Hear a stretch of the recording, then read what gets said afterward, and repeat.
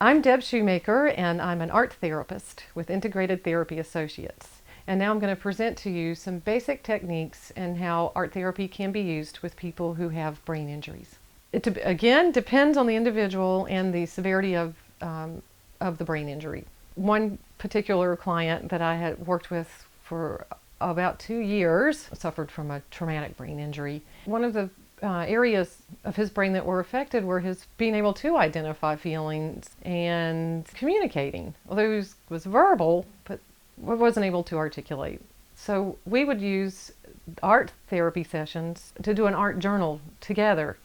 So I would write, because he could clearly read and comprehend reading, I would write a scenario on top of the sketchbook page, and then I would give him the pen and he would draw a picture about it, and then he would give me the sketchbook back, and then I would write like and then what, or the next thing, or how would that develop, and hand it back to him, and then he would create a drawing about that.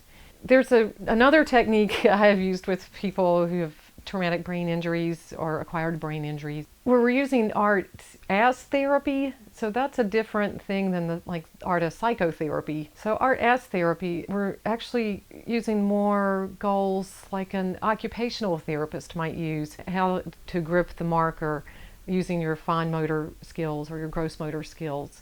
So the art becomes actually kind of like a PT or OT experience along with the emotional piece to it.